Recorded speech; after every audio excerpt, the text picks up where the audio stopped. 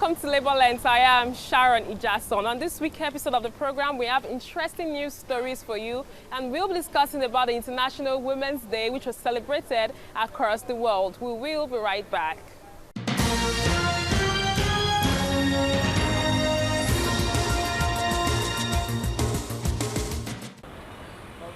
It all started at the NLC Secretariat in Abeokuta as workers from different fields displayed strong determination to take a walk to the governor's office. After waiting for a few hours with no positive nod from the leadership of the NLC, the workers proceeded to the streets before the labor leaders swiftly came out of the governor's office to address them. We are here to work for them and get their issue resolved. They are aware that we came because of them. That's the only essence that we are here, and we look at the issue of every worker across Nigeria as important as the issue of workers of Ogun State. Every worker is important to organized labor because we believe that injury to one is injury to all, and that's why we are here. So they should continue to work together, they should continue to be united, and they should continue to ensure that the unity of purpose is maintained. Some of their grouses border on non-remittance of statutory deductions from workers' salaries and pensions and non-utilization of the last tranche of the Paris Club refund for payment of gratuity to both state and local government workers since 2013. This, they say, is despite signing of a collective bargaining agreement with organized labor in the state. Others include refusal to pay salary arrears of workers at the Tai Solarin College of Education that has accumulated for the past 10 years and now grosses to a financial liability of about 9 billion naira. The two parties later resolved issues and the state governor signed an agreement with NLC leadership to the effect. The reinstated chairman of the NLC in the state spoke on the outcome of the meeting. Again, on the issue of cooperative, he told us in categorical terms when he's going to pay. And he told us how he has profiled the money and where the money is. And we were able to also see the sincerity in that agreement. And again, the issue of Tasketu was extensively discussed. The need to proscribe the union, the in-house union there. He also told us what led to it. That they are is very close to that institution, is one of the institutions that is there, very dearest to his heart, and we should know that in Ogun State we have so many institutions. Why is Taske having that challenge? But at the end of the day, in the spirit of give and take, he considered that the subvention will be released regularly henceforth. Despite the signed agreement by the governor, the inscriptions written on placards displayed by workers indicate that there might be a reoccurrence of such action if their demands are not met.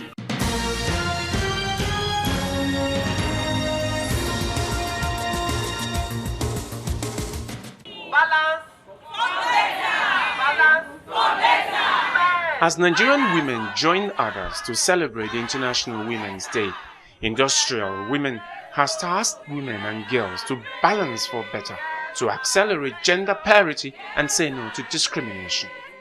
Chairperson of the Industrial Global Nigerian Council Women Committee, Comrade Oluchi Amogu, at the union celebration said all humanity should rise up to say no to violence and harassment against women and girls. The theme for this year is Balance for Better. I encourage men to help women balance for better so that we'll be moving side by side. We are saying no to discrimination. We are saying no to gender-based violence. We are saying no to rape. We are saying no to girl-child abuse. We are saying no to girl-child marriage. So I use this opportunity to tell our women, let's continue in the struggle so that we'll be able to balance for better. This year is a special one because we invited students from various schools.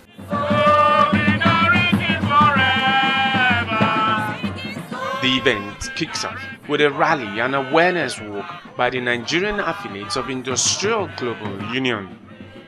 The affiliates include the National Union of Textile, Garment and Tailoring Workers of Nigeria, the National Union of Chemical, Footwear, Rubber, Leather and Non-Metallic Employees, the Chemical and Non-Metallic Senior Staff Association of Nigeria, the Petroleum and Natural Gas Senior Staff Association of Nigeria, PENGASAN, the Nigeria Union of Petroleum and Natural Gas Workers, NUPENG, the National Union of Electricity Employees, Steel and Engineering Workers Union, and Octobit.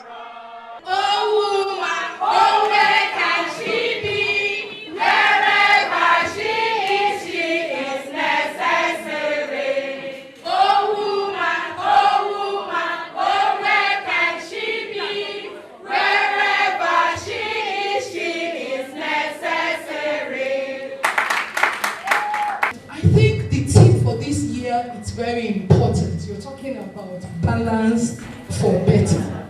Now, if you look at the word balance, there cannot be a balance without the agreement of the parties involved, isn't it? Yes. So to achieve a balance, if there are two of us, the two of us must agree. Obi? Now, in the union, what we see in the union is what?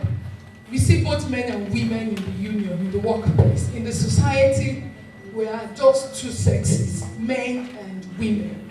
So what we're saying with the team is what? We're asking that there should be a balance. There cannot be a balance if one person is standing. Can you balance on one leg? No. So we need the cooperation of the two. Our unions must become more inclusive. That's what we are saying by this team.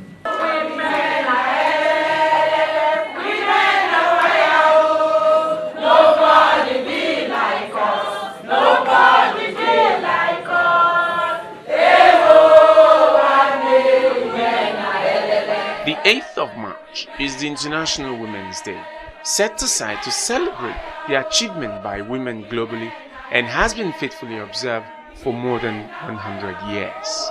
Nobody be like us. Nobody be like us.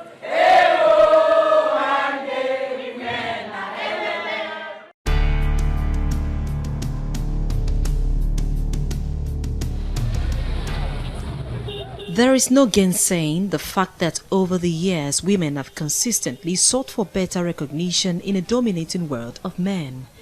One of the most significant roles of women is perhaps keeping up family values. Today, women are striving daily to be appreciated not only as wives and mothers, but also as competently skilled and qualified individuals fit for roles outside the home. The dynamic role she plays as a wife, mother, and a working woman places a load of responsibilities on her, which some may say is a hindrance to reaching her full potential. Varying impressions are held by men when they talk about women, some encouraging, others demoralizing.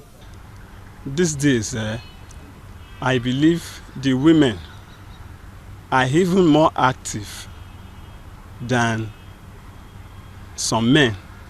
If we should start taking the statistics, you will see that more women are even the one taking care of the home. Against all odds in today's world, women are not giving up. In Lagos, one of Africa's leading commercial cities, there appears to be no difference between the sexes, as women take up even jobs traditionally thought to be exclusive to men. Tolani is a 47-year-old widow and a mother of 6. She shares her touching story in her daily struggle for survival. My husband don't die. I don't get husband. I dey feed 6 children for house. And I thank God say I be woman for myself. Woman no lazy like me. Woman like me what they also like me. I not dey lazy. The work with my man they do am. If I see say they pursue for where would they say I can go find another work go also. Go site, go work. So I not be lazy woman, they work.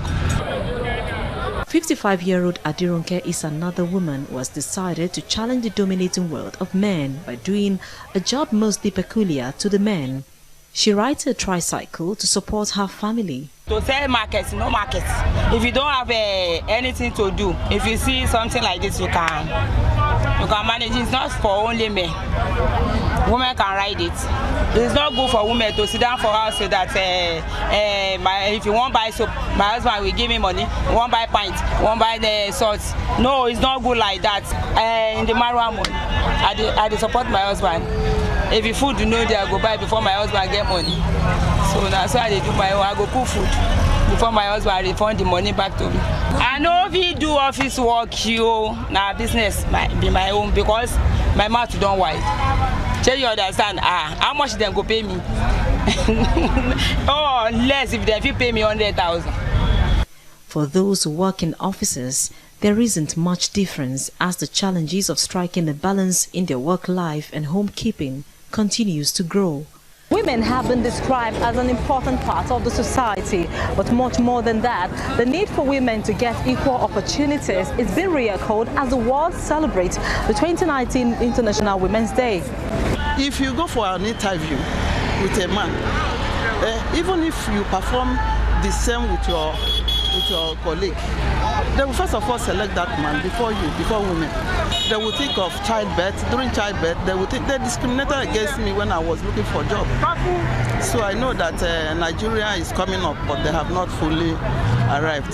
Let's provide equal opportunities, to both men. Let's have gender balance, even in technology. When we talk about women empowerment, gender equality, we are not saying women should come and replace men. No. We are just saying that things affect men and women differently. So, because men who feel as men, they may not understand why, for instance, we should have a crèche in the market. Things affect men and women differently. So let's have men and women work together so that no one is left behind. The International Women's Day 2019 campaign theme is #Balance for Better. The belief that a society of equal opportunities for men and women is necessary for economies and communities to thrive.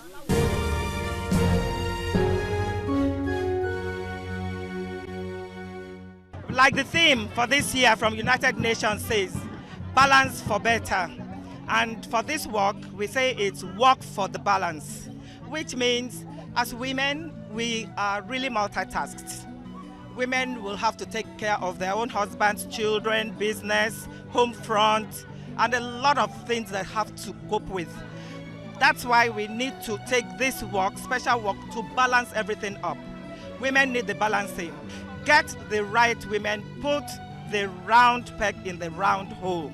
Let those women who have the merits, the capacity to do the job at the higher level of governance be really picked for this job. Clearly, we're saying we want a 40% inclusion of women in governance. We're also saying that we want a resolve on the issues of multiple taxation because, we want ease of doing business. As women, we are saying we want a situation where all the agencies stop harassment of women in the marketplaces. Sometimes you see a woman with a small tray of goods. If you ask her how much that good is, probably about 1,000 or 2,000, and then a local agency would have collected money from that person, and then after collecting money, then they will come again and take their wares away, and then most of them will cry and all of that. We're saying stop harassment, provide for them, in everything that we're doing, and as such, it will help our nation. Let's not use them alone for political engagement. Let's ensure that their game and their lot is improved. We believe that we're supposed to have an impact in society because if you notice that women form 50% of the workforce. If we form 50% of the workforce, I believe that we should have an inclusion in everything that's done in the government. If you have 50% of your workforce as women, you can use that to increase your GDP, which government is not making use of. And I also believe that if women are taken into consideration in government, if there's an inclusion, it will make a difference because I believe when women run, things go well. We are believing that the government of the day would give cognizance to women and let us have our contribution into furthering the progress of the nation.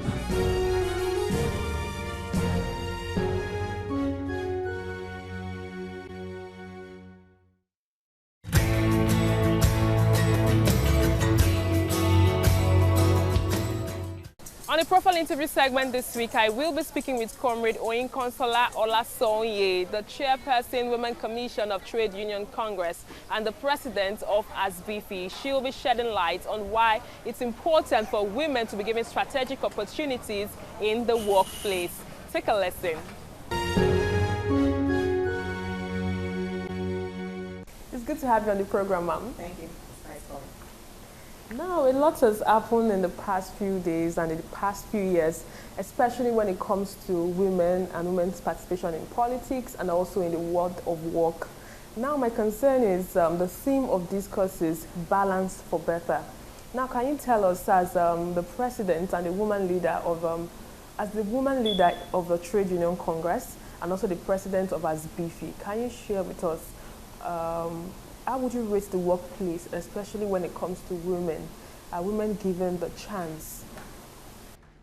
Thank you so much.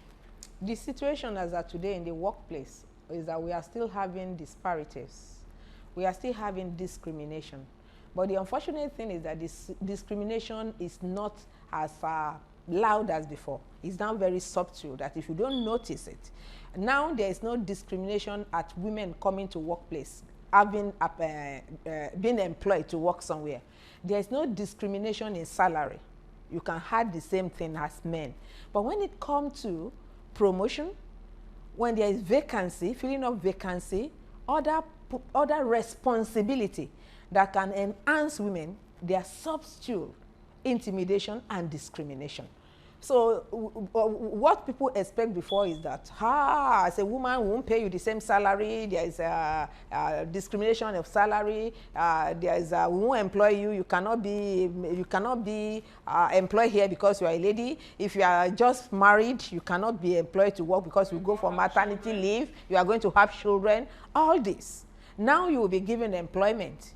But when it is time that there is a better position of responsibility, a higher grade, that is when they will now remember in-house that you are still a woman of reproductive year. So it's no longer as conspicuous as before. That is why this year theme is balance for better. We now realize that the first thing is to have the seat. Now you are to balance, to be able to bring innovation, new dignity of doing things into the workplace. Now we have more of mentorship. Now we have more of women that we can role model that we can look forward to. And now we have a sort of networking among women. We have a sort of relationship among women, unlike before that they said that when a woman is in a position, all other women will be against. So we have stopped allowing other sex, other genders to work against us in becoming our enemy. So we have been able to achieve that. We are not where we are supposed to be. Maybe we have just achieved about 40% of what it takes. But we are now balancing. Let us breathe in and breathe out on where we are so that we can look for our focus and see where now can we hit the glass ceiling better than we have been hitting it. Okay, now as a woman leader in the Trade Union Congress of Nigeria, and looking at the fact that you are the president of a financial sector, which most times is male-dominated, can you share with us what your union has done to ensure that employers of labor actually ensure they carry workers along, especially the female ones? Thank you so much. If you look at the financial sector, we have more women in that sector than men. The area we are having issue is in the area of maternity leave. But unfortunately, most of us, even because we are trying to build our career and because of the lack of employment, the mass unemployment that is in the country, a lot of people are also, and you know that most women these days now are no longer going for 5 or 6. They were staying at 6 kids, 3. So it is now, it is a bit that even on our part, we are trying to manage that. So the trap that will have been set, that okay, because you are still in your reproductive year, we will now give you maternity leave. Most of us, we are now finding a way because we don't want more than 1, 2, 3. We are finding, so the gap between the children now is not as close as before. So it has helped us in a way to reduce that risk we take when we go on maternity leave. But I'm not saying that there are some employers that are still not using it against us. And also, in my sector, we work more with the collective agreement. So in all our organization now, we have a negotiation, an agreement of if I'm to go on maternity leave, what is the gap in between? If I am to do this, what is, so that there is a law now, a standard that is in place that we now work with. So it has made it a bit easier for us. But also when it comes to women and our work after life, now you realize that because we want to prove we can do it, most of us don't have enough time for our family again. Most of the time we don't have weekends, because in the financial sector now, it is when you close, it is when you finish your job. It is no longer that, okay, it is 8 hours per day according to ILO, according to all norms, so I will just do 8 hours and go. Now it is when you finish your job. So it is affecting our family more than ours. So how do you balance it? We balance it by trying as much as possible to have gap in between our children. We are trying to balance it that most of us now, when you are giving back to babies, you stay at home to try to be a nursing mother. Then after, when you feel that your kids are in a position, maybe your mother is around, maybe you have seen a boarding school somewhere you can put them, you can now go back to work in full force. That's why when you look now at the top hierarchy, women in top hierarchy of banks, insurance and financial institutions, you see that they are at the age of 45 and above that already are through with family life. So is there any way you think the men also can assist in ensuring that both men and women actually have a more inclusive growth in the economy and in the workplace? Yes. Like I keep on telling my male counterpart, that the position of leadership is not gender sensitive. It is not because you are a male or you are a female that you should be leader. And I keep on also telling my female counterpart that everything you need to bring to world of work, punctuality, not taking unnecessary excuses, doing your job and doing it well, we need also to bring all this. So if we are able to have the balance, I can do this, you expect this, I believe we'll be giving more opportunity. But I also appeal to my men. They are all fathers, they all have daughters, they are all sons of a mother, and they are all husbands and sisters and brother to a sister. So what they can do to their own family, they should also do it to us at our work centers also. If you know that as a father, you are ready to send your daughter to school and come back and be, if she can attain the position of MDship, you want to encourage her to be there, then why don't you encourage somebody else's daughter at your place of work? So we are also appealing, like when we talk about girl child in my union, we are not only trying to take care of the girl child again, we are also including the male child, because we realize that, for example, rape, if we are able to convince the boys, the men, the impact, and let them feel that they don't need to rape, if we are able to convince them and let them have this understanding of the value of being a woman, you will see that bringing them to be part of it will reduce the risk of rape.